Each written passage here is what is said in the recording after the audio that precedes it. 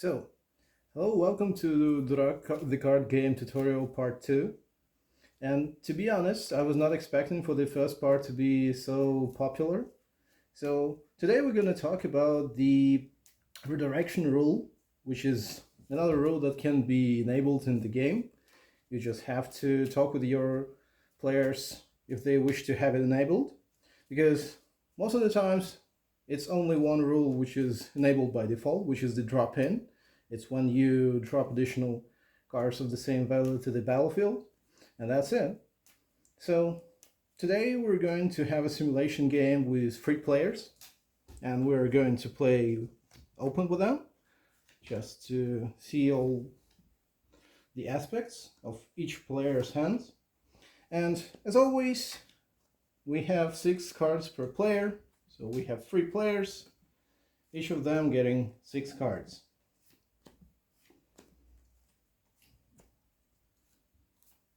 Six and 6.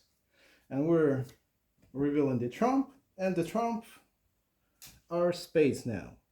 So, as always, the player with the lower trump goes first, which is this player, as he has 7 spades. He may demonstrate it to the other players in order to prove his right to go first. And let's say that this player is player 1, this is player 2, and this is player 3.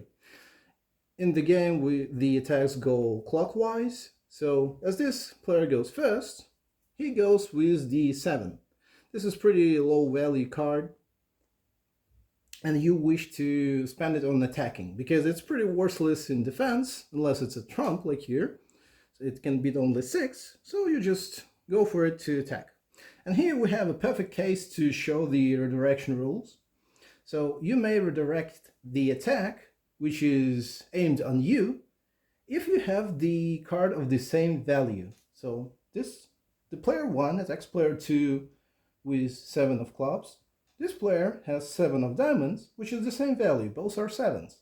And he may redirect the attack to another player. This is a perfect case because this player also has 7 of hearts. So when you redirect it, you just place it on the battlefield and saying redirecting. So now this attack is redirected to player 3. So from player 1 to player 2, well, not redirected, just basic attack, redirected from player 2 to player 3, and player 3 can redirect the attack further to player 1 because he has 7 of hearts. So he places on the battlefield, says redirecting. Now this attack is placed on the player 1. But what do you know? Player 1 also has 7, but it's a trump. If you have a trump card and you wish to redirect, you may show it once to the other players, saying redirecting. And the trump card can be used to redirect twice. First time you only show it and you don't place it on the battlefield, and second time you may no longer show it and redirect. You need to play it and redirect. So this attack got back to the player 2, where it initially started. Let's see if he can handle it. So he may basically spend one of his trumps, which is pretty high value, a king of spades, which would be a little bit unwise in the early game, and it's just better to take all the cards. And speaking of the attacks, it's really profitable for player 3 to bombard player 2. So player 2 would not attack him, because when the player accepts the cards, the player skips his attacking turn. And speaking of drawing, the player who attacked first draws first, so this player needs to draw 1 card to have 6 cards. This player also spent 1 card to redirect the 7, so he draws 1 card as well. And as this player has accepted all the cards, now this player has to go. Like on their turn, well, let's say the player goes with 9s.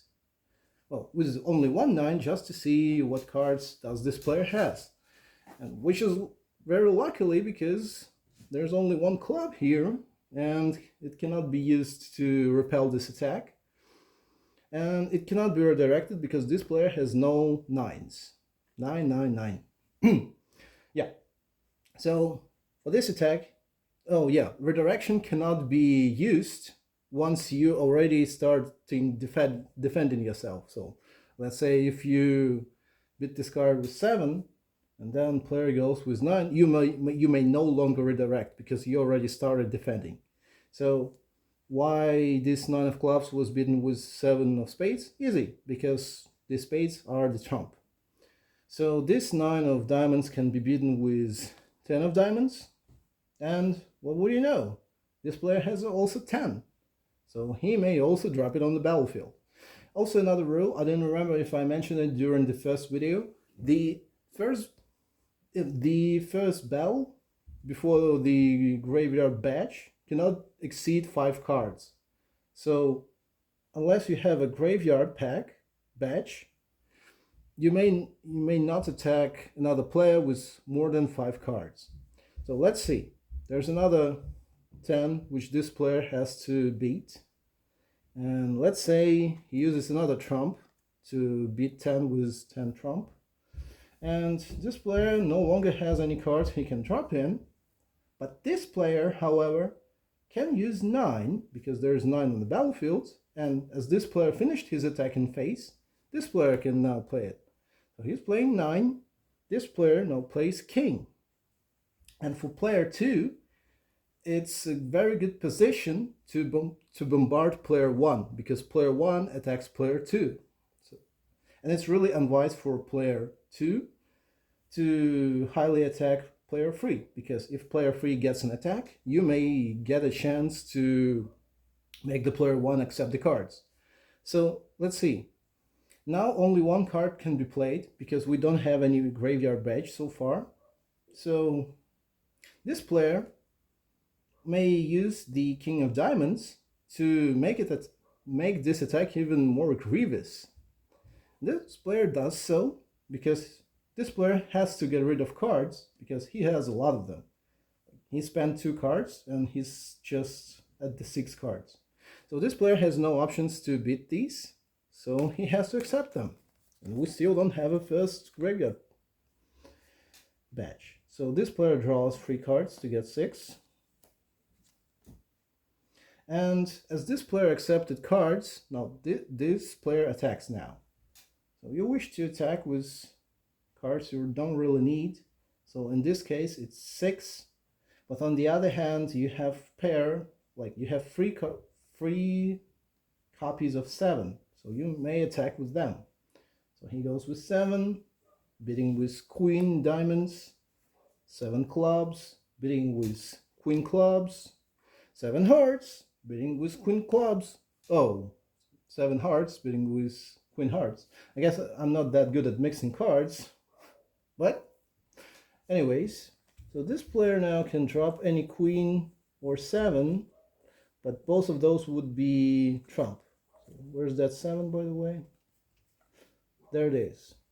Well, it's questionable if he's going to use it, so it's one of his 2 trumps. So let's say he's going to keep it. So this is going to the graveyard, which is the first graveyard patch. This player went first, so he draws first until he has 6. This player defends himself, so he plays. So he draws 3 more cards and has his turn. And look here, he got the highest card in the game, which is the ace, trump ace. And now he has to attack the player 1. So player 3 goes with diamond jack. And this player has king of diamonds. So he repels an attack. So this player now can use the king to prolong the attack, but it's a pretty high value card and you may want to use it to your own defense. So that's it. This player, the attack is ended. This player also could only drop in the king of spades, but it's a trump, so it's even more unwise to use it here. It's mid-game, the end game is getting closer, but it's not the time to spend high value cards to bombard the other players. So now this player's turn, because he successfully repelled an attack, he goes with 8. This player may redirect it, which I would do, because you don't want to deal with all these small cards, which can annihilate you at some point, because the more you defend, the more cards incoming. So sometimes it's really hard and you have to waste trumps on the small fries. Okay, this player may bid it with king and these 8 with an ace. But this player also has another 8 here somewhere. Oh yeah, there it is. So now this player has to bid it with ace. But basically any attack can be repelled now because he has pre-trumps. Let's say, can we offer something else? Well, actually, player 1 can also drop king. And let's say he does so just because the end game is getting near, as the cards in the draw pile are getting smaller and smaller. So he may just use 6 trump to repel it. Does this player has 6s? No, but however, this player has it, so he uses 6. The player uses 9, another 6. Well, these are good manners not to interrupt another player's attack until they have, I don't have anything. So this player could play 9, but this player said like, I did not finish my attack, so I'm placing 6. And let's say the player 3 uses trump ace just to repel the attack. So no more cards. All of these go to graveyard. This player does not have to draw because he has 7 cards, and you have to, and 6 is affordable maximum. So this player draws 3 cards, and this player draws all the remaining ones, which makes him in a perfect position. Well, sometimes the cards are divided between the players, but in this case, let's say this player draw until 6 and this player draw the much he had, so he just goes with all 3 checks and he finishes the game for himself. And this player cannot beat the ace check, so he has to accept the batch. He accepts it. Now this player turns, so this player goes with 6 as the most useless card. And let's see, no more 6s on this turn, so he just uses 9 to bid it. This player does not have 9. This goes to the graveyard. Now this player's turn. He goes with 9. Bids it with 10. Goes with another 9. Bids it with 8. No 8s, but we have 10s. So 10 can be played to attack. Well, now queen is used to defend against 10. Another 10 using the ace of clubs. Another 10. And the winner is, well, actually there are 2 winners, is player 3 and player 2. Player 2 uses the trump king to defend, and this player is left with 4 cards, which now makes him the fool, which is Durak. So the player 1 has lost. Hope you enjoyed the game. Hope you enjoyed all the tips. I hope you find them helpful. So good luck on your games. If you have any questions, you may leave them in the comments, and see you around.